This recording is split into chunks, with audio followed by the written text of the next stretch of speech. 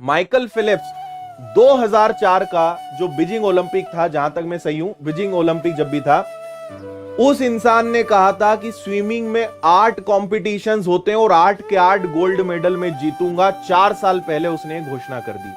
आप विश्वास नहीं करेंगे, 4 साल 4 इयर्स 15 घंटे रोज उसने प्रैक्टिस करी।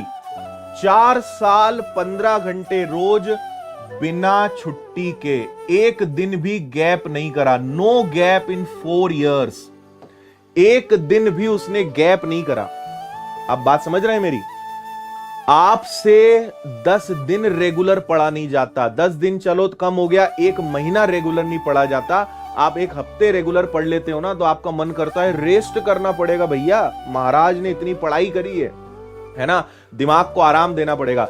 माइकल फिलिप्स 4 साल 15 घंटे रोज, कोई छुट्टी नहीं, कोई त्योहार नहीं, तब जाके उस व्यक्ति ने गोल्ड मेडल जीता। लेकिन बोलना इतना आसान है। आप सोचिए, आपसे मैं कहूं 4 साल तक 15 घंटे रोज पढ़ना ही पढ़ना है, आप नहीं पढ़ पाओगे। 4 साल छोड़िए, 15 घंटे रोज आप 1 महीने पढ़ के नहीं दिखा सकते। बिना गैप, बिना छुट्टी, कंटिन्यू सुबह उठना है, वही रूटीन फॉलो करना है। सचिन तेंदुलकर से एक बार एक व्यक्ति ने पूछा कि आपकी सफलता का सीक्रेट क्या है भाई, आपने ऐसे ऐसे रिकॉर्ड तोड़े जो आज तक कोई नहीं कर पाया। तो सचिन तेंदुलकर ने पता है क्या जवाब दिया? सुबह 6 बजे उठना। बोले सुबह 6 बजे तो कोई भी उठ सकता है, उसमें क्या नया है?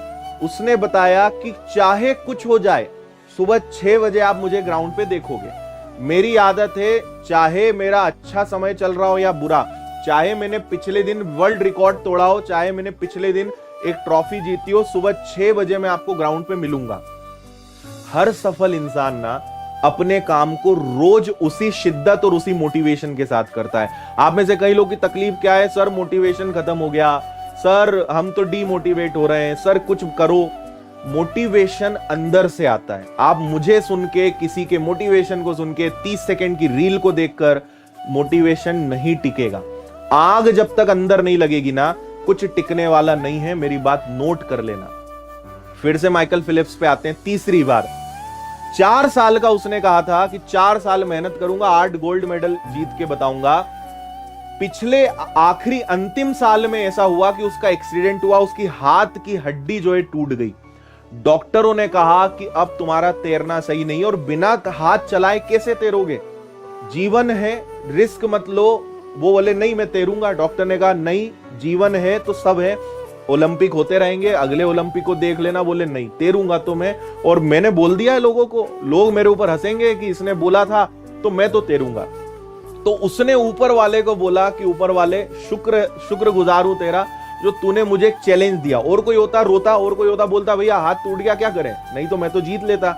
लेकिन उसने क्या कहा? आपदा को अवसर में बदलने का उदाहरण मैं आपको दे रहा हूं। उसने ये कहा कि मैं तैरूंगा, और अब मैं बिना हाथ के 1 साल तक प्रैक्टिस करूंगा तैरने की।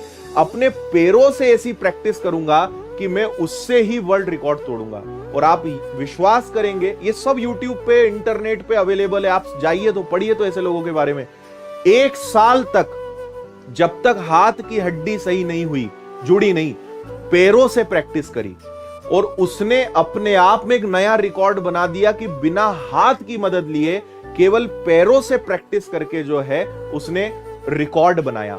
और इसके बाद उसने ऊपर वाले से कहा कि 1 साल तो मैंने बिना हाथ के प्रैक्टिस करी है, अब तो मेरा हाथ सही हो गया है, अब तो मैं पहले से दुगना मजबूत हूं, अब तो मैं रिकॉर्ड तोड़ दूंगा। उस साल 8 गोल्ड मेडल जीते, वर्ल्ड रिकॉर्ड बनाया, और यह होता है अपने आप को चैलेंज करने का।